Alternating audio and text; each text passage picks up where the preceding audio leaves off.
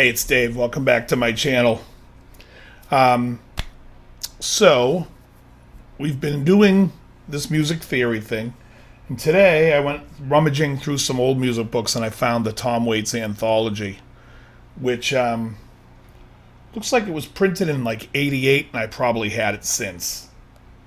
Well, I probably bought it around 1990, but yeah, so if we take a look, I just wanted to take a look, because we're going to take a look at understanding when you look up songs. So, like, here's the first song, Looking for the Heart of Saturday Night. And we can see right over here that there are two sharps. Well, so we know it's in the key of D. And then if we look at the chords, the first chord is D. But you can see that it's an F and C sharp. You don't have to go looking for it. We know right away we're in the key of D. Or it could be centered around the relative minor or B minor. Or it could be around any other chord in the song. The next song is Ghosts of Saturday Night, and we look at it, and we can see there are three flats, putting us in the key of E flat. Now the first chord in it says it's a B flat 7-6, which is a B flat 7-13. Here's one in the key of F. First chord's an F, one flat in the key signature. You can see it's got one flat, and that would be a B flat. You don't have to go squint on the page to see what it is. Jersey Girl here, two sharps in the key of D. F and C will be sharp. You don't have to go squinting at the page. Annie's Back in Town. Three sharps, F, C, and G. You don't have to go looking to see what it is. It's going to be F, C, and G. On the Nickels, got five sharps. That's the key of B. Shiver Me Timbers has six flats. That's the key of G flat. Which, I mean, God help us all. Kentucky Ave is two flats, which would be the key of B flat. You can always tell when you're looking through these types of songbooks, you can always tell which one are the piano-centric and which are the guitar-centric. If it's in a sharp key, more than likely it's a guitar-centric song. And if it's in a flat key, it's more piano-centric. It's just the way it is. But anyways, I did want to just show you that it exists, and that's how it happens. And there's nothing in there that's going to tell you modes. So if I sit here and I looked at like that E flat that started on B flat, so it's starting on the 5, it's not going to say this is in B flat mixolydian. The page is going to tell you it's in E flat, and then you can just follow the notes. That's how the classical musicians like to look at it. They just see it as a key, and what the hell are they playing? They don't need to know, well, this is this mode, because they're going to look at your cross-eyed and be like, yeah, why do I need to know that? Because you don't.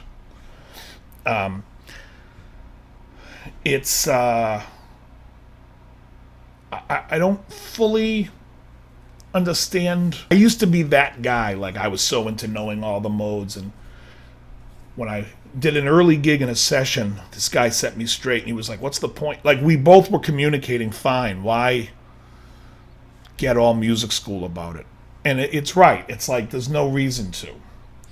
So, if that's something that you're into and that's like what you think, then maybe my explanation of music theory is not for you, that you don't really relate to it. But for me, this is how I look at it. I always look at it just like the key. Because when I tell you the key of E, instantly in your brain you're thinking four sharps. You're thinking F, C, G, and D is sharp. You're thinking all the chords, E major 7, F sharp minor 7, G sharp minor 7, A major 7, B dominant 7, C sharp minor 7, D sharp half diminished. Now if I said to you, I want you to play B mixolydian, you have to go back and do equations to get back to the E major to now come back with all 7. It's not like it's happening in real time. And that's my issue. We're talking about, that's like human latency. I talk about latency on my computer, but that's human latency. Now you have to compute. Okay, so the B mixolydian is the 5 of the key of E. It's got 4 sharps. Well, that time it took you, in my example, 5 seconds to come up with the fact of what I would have just said instantly, which would have been key of E. And you could have been like, okay, boom, boom, boom, boom. No latency.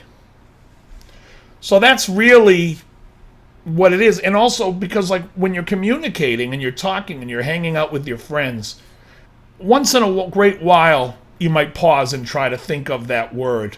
And then sometimes after a while, when you come up with it, people are like, yeah, all that for that. So, you have this like conversational type thing you have going. And I'm sure you know guys with great vocabularies that say like the funniest thing. They don't mean to, but they just use words where you're like, for instance, I have a buddy who always calls a pick a plectrum. So when I teach my younger students, I always call it a plectrum just to have fun. But I just find that funny. It's like amusing.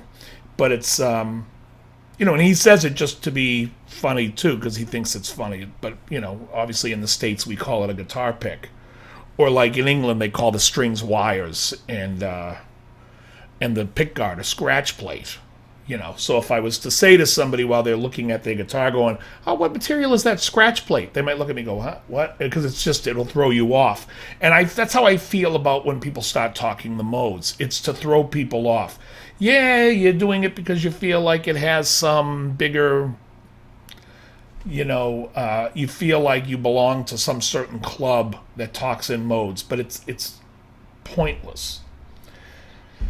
It's funny, I was really into Larry Carlton, and when Larry Carlton talks about the altered scale, he just calls it the melodic minor. He doesn't even go to the, some of these Berkeleyites will go the Superlocrian or the altered scale. And really he just says, yeah, it's melodic minor. I start on the 7. Doesn't really get into it because, and I'll give you my theory on this. Again, I tell you my thing. People want to say like, people can say to me, oh man, you're such a great lead player, or yeah, he's all right, or I don't think he's that good.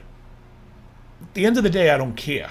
Like, playing lead guitar for me is like when I was a kid, it was such like, I'm going to be the best lead guitar player. I'm going to shred. And when I got older, I was like, yeah, like I just played Year of the Cat, and that's not a shred solo, but it's so melodic. It's so nice. I like songs.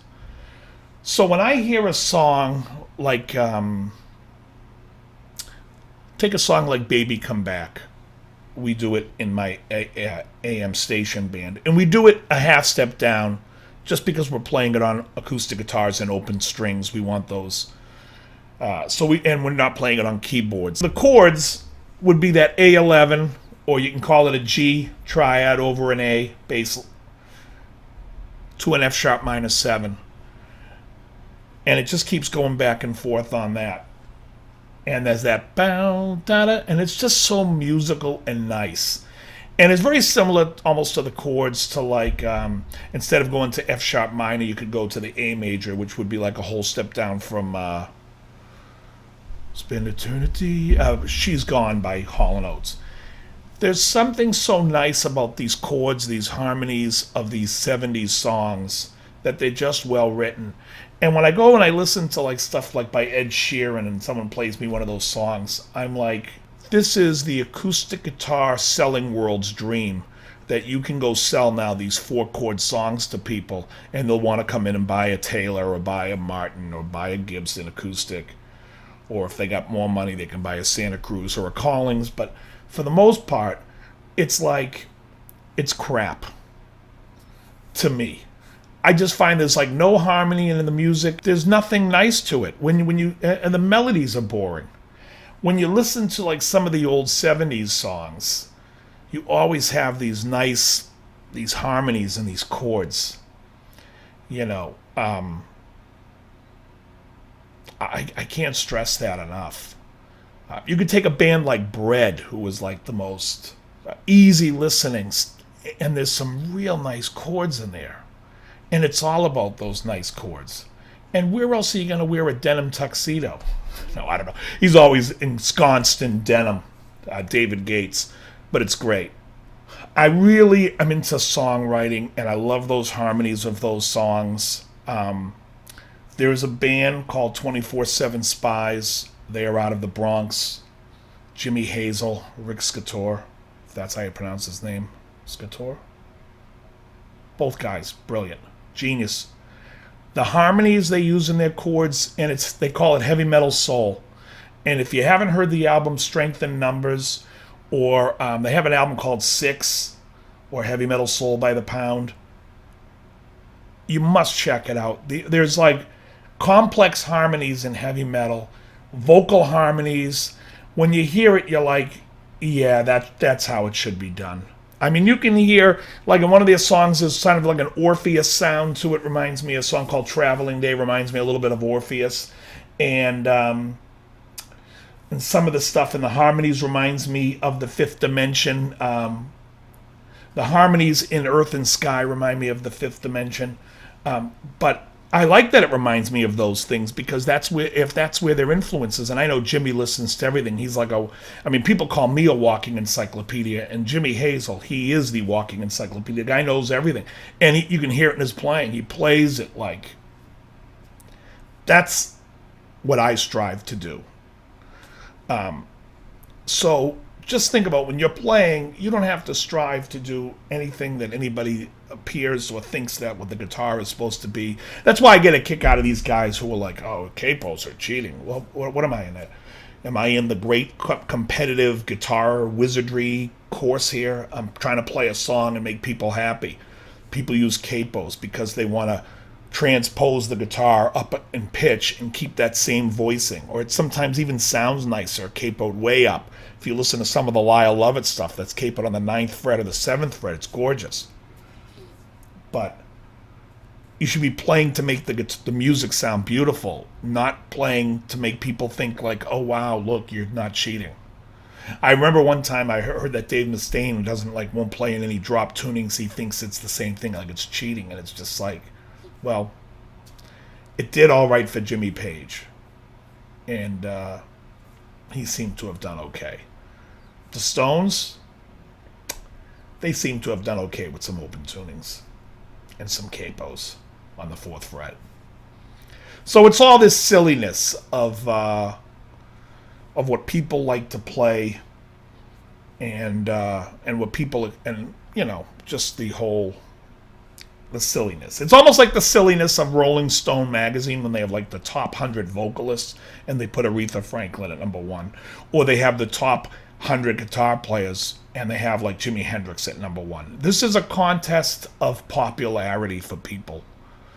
I don't think that Jimi Hendrix, if he were alive today, would be walking around saying, I'm the greatest. I think he'd be saying, this guy's awesome. Like, everyone loves to look at other people and see other people that are great players. I mean, I'm curious what some of those players that passed early would have thought of guys like Alan Holdsworth, but that's another conversation.